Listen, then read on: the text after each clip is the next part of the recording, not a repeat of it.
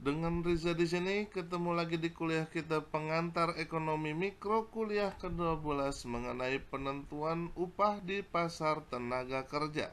Sebelum kita mulai kuliahnya, ada baiknya untuk diklik tombol subscribe-nya dan diklik loncengnya agar selalu mendapatkan notifikasi dari kuliah-kuliah kita selanjutnya. Definisi upah. Upah dalam pengertian teori ekonomi yaitu pembayaran yang diperoleh berbagai bentuk jasa yang disediakan dan diberikan oleh tenaga kerja kepada para pengusaha. Pembayaran pada tenaga kerja dibedakan dalam dua, yaitu gaji dan upah. Ada beberapa faktor yang membedakan antara upah dan gaji, di antaranya yaitu perbedaan waktu. Gaji dibayarkan menurut waktu yang teratur berdasarkan kesepakatan yang ada di dalam perjanjian kerja. Sedangkan upah dibayarkan dalam periode yang tidak teratur kepada pekerja setelah pekerjaannya selesai. Jadi, upah akan dibayar sesuai dengan pekerjaan yang sudah diselesaikan, sementara gaji akan dibayarkan secara rutin sesuai periode yang ditetapkan. Yang kedua adalah status kepegawaian. Gaji diberikan kepada pegawai yang berstatus karyawan tetap ataupun karyawan kontrak dengan jangka waktu tertentu. Berbeda dengan upah yang biasanya diberikan kepada pekerja harian, pekerja lepas, pekerja harian ataupun pekerja musiman. Selanjutnya ada komponen penyusun. Di dalam gaji terdapat sejumlah komponen penyusun seperti gaji pokok, tunjangan tetap hingga tunjangan tidak tetap di sebuah kesepakatan kerja antara perusahaan dan karyawan. Istilah gaji mengacu kepada keseluruhan baik gaji pokok dan segala kompensasi yang diberikan perusahaan. Sementara upah hanya mengacu pada komponen tunggal yang tidak mencakup tunjangan. Pokok bahasan perbedaan di antara upah uang dan upah real.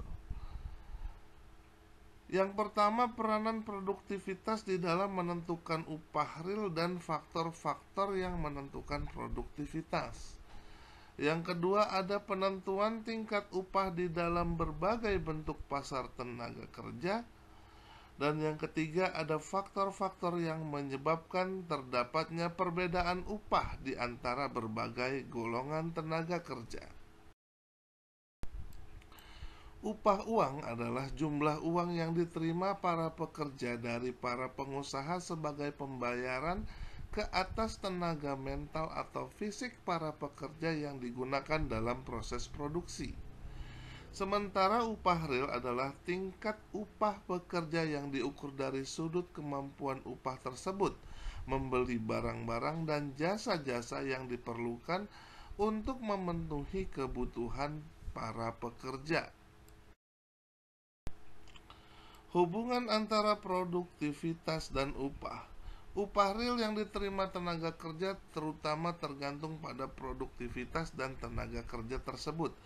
Di negara-negara maju menunjukkan bahwa terdapat keterkaitan yang erat antara kenaikan upah real tenaga kerja dengan kenaikan produktivitas mereka. Sumber-sumber produktivitas. Produktivitas didefinisikan sebagai produksi yang diciptakan oleh seorang pekerja pada suatu waktu tertentu. Kenaikan produktivitas disebabkan oleh beberapa faktor antara lain kemajuan teknologi memproduksi, perbaikan sifat-sifat tenaga kerja, dan perbaikan dalam organisasi perusahaan dan masyarakat. Penentuan upah di berbagai bentuk pasar tenaga kerja. Yang pertama, ada pasar persaingan sempurna dalam pasar tenaga kerja. Dalam pasar ini, sifat-sifat permintaan dan penawaran tenaga kerja tidak berbeda dengan sifat-sifat permintaan dan penawaran di pasar barang. Artinya semakin tinggi atau rendahnya upah tenaga kerja, semakin sedikit atau banyaknya permintaan di atas tenaga kerja. Penentuan upah di pasar tenaga kerja monopsoni. Monopsoni berarti hanya terdapat satu pembeli di pasar, sedangkan jumlah penjualnya banyak. Di dalam pasar tenaga kerja seperti ini bersifat monopoli di pihak perusahaan. Untuk menentukan keadaan di mana terjadi keseimbangan penggunaan tenaga kerja tercapai, syaratnya adalah MCL sama dengan MRP atau Marginal Cost of Labor sama dengan Marginal Revenue Product. Penentuan upah di pasar tenaga kerja monopoli di pihak pekerja. Penentuan upah dalam pasar tenaga kerja yang bersifat monopoli pihak pekerja dibedakan kepada 3 keadaan, yaitu menuntut upah yang lebih tinggi dari yang dicapai pada keseimbangan permintaan dan penawaran. Yang kedua, membatasi penawaran tenaga kerja, dan terakhir menjalankan usaha-usaha yang bertujuan untuk menaikkan permintaan tenaga kerja. Selanjutnya adalah penentuan upah di berbagai bentuk pasar di pasar monopoli di kedua belah pihak atau monopoli bilateral. Dalam pasar monopsoni, upah adalah lebih rendah daripada di pasar persaingan sempurna. Sementara di mana pekerja mempunyai kekuasaan monopoli, upah lebih tinggi dari pasar persaingan sempurna.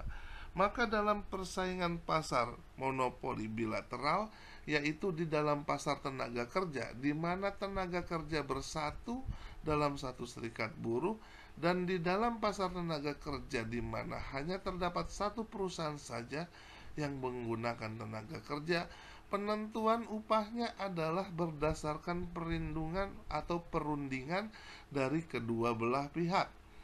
Pihak yang lebih kuat akan menentukan tingkat upah yang berlaku. Selanjutnya, faktor-faktor yang menimbulkan perbedaan upah. Faktor-faktor yang menjadi sumber dari perbedaan upah di antara pekerja-pekerja di dalam suatu jenis kerja tertentu dan di antara berbagai golongan pekerja adalah sebagai berikut. Yang pertama, perbedaan corak permintaan dan penawaran dalam berbagai jenis pekerjaan. Yang kedua, ada perbedaan di dalam jenis-jenis pekerjaan. Yang ketiga, ada perbedaan kemampuan, keahlian, dan pendidikan. Serta keempat, ada terdapatnya pertimbangan bukan keuangan dalam memilih pekerjaan. Yang terakhir adalah ketidaksempurnaan dalam mobilitas tenaga kerja. The motivation winners is not people who never fail, but people who never quit. Sekian kuliah kita pada hari ini, semoga bermanfaat buat kita semua. Keep your spirit to learn more.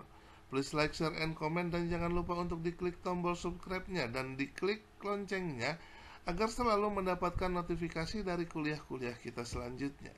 Terima kasih.